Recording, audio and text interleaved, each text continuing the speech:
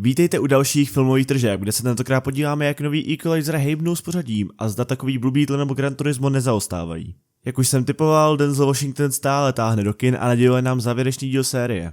S velkým přehledem se tady probojoval na první místo a za víkend si z Ameriky vydělal 34 milionů. Toto číslo je větší než utržela při své premiéře jednička a skoro tolik co dvojka. Mezinárodně bylo sebráno 26 milionů, tudíž dohromady 68, což je pro sérii rekordní start. A když mluvíme o těch rekordech, je čas zmínit Barbie. Ta tento víkend se seděla s trůnu Mária a stala se komerčně nejúspěšnějším snímkem roku. Něco mi také říká, že už ji jen tak nikdo ani nepřekoná. Za víkend se přišla na 10 milionů v USA. Počítá se, že Barbie bude zastavena zpěvačkou Taylor Swift, jenž do Ameriky vpouští v říjnu svůj koncert, který jde na dračku. Celosvětově má Barbie na kontě 1,381 miliard a míří k částce, která skončí před 1,5.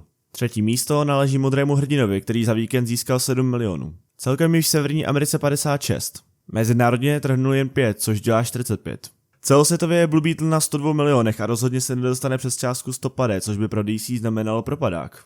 Následuje závodní Gran Turismo, které se dojelo pro výdělek 6,5 milionů a mezinárodně pak 9. Dohromady nám to dělá 30 mega z USA a 81 z celého světa. Nemusíme tedy vyloženě truchlit, protože se snímek na některé trhy ve světě ještě chystá, ale s jistotou se dá říct, že už žádnou velkou díru do světa nezvládne.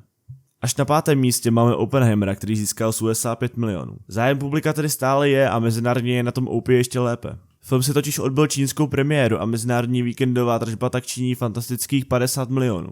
Globálně v součtu to tedy je 853 milionů. Už teď jde o nejúspěšnější snímek Christophera Nolana kromě Batmanů, protože samotný počátek byl také překonán. To ale není jediný film, co OP předběhnou, protože takový Strážci galaxie 3 se už také dostali na spodnější příčku. Oppenheimer je tedy třetí nejúspěšnější snímek tohoto roku. Před tím odchodem by měl ještě překonat hranici 950 milionů, pokud by obyvatelé Číny ještě zabrali, tak pokoření miliardy není nereálné. Na relativně levné osobnostní drama bez akčních scén, CGI a s R-kovým ratingem docela slušné. Na 6. pozici se nám dostávají Želváci, kteří končí víkend se 4 miliony. Mezinárodně bylo přidáno 5 a celkem to zatím dělá 153. Nakonec by to mohli dotáhnout až na 200 mega, takže vzhledem k rozumným nákladům se zřejmě snímek po uvedení na streamek zaplatí. 7. místo patří komedie Barms. Tady to vezmu jenom krátce a řeknu, že diváci za ní nechali 3 miliony a celkově je na 4. Mac 2 se snaží držet zuby nehty a připsal si další 3 miliony v USA, kde celkově nastřádal už 78. Je to celkově velmi malá částka, kterou ale zachraňuje zbytek světa, jenž přidal 8 milionů a celosvětově se film dostal na 375. Před ukončením promítání se snímek pokusí překonat hranici 400 milionů, což si upřímně myslím, že se ještě povede. Teprve teď se můžeme bavit o ocasech na tripu, kteří stále padají a připisují si jen chabých 2,5 milionu. Snímek je na 27 mega, což už znamená, že se utracené peníze zpátky nevrátí.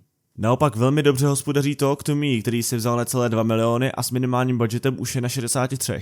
Na závěr bych tu hodil pár perliček mimo top 10. Elemental stále boduje a po nesmyslných 11 týdnech stále získává 4 miliony a celosvětově se nebezpečně blíží k hranici 500. Kdo to ale nedotáhne dál je Mission Impossible, který svůj statečný boj s diváky zdává. Náporu Barbie, Oppenheimera a novějších filmů nešlo vzdorovat a tak si sebral jen pouhý 1 milion.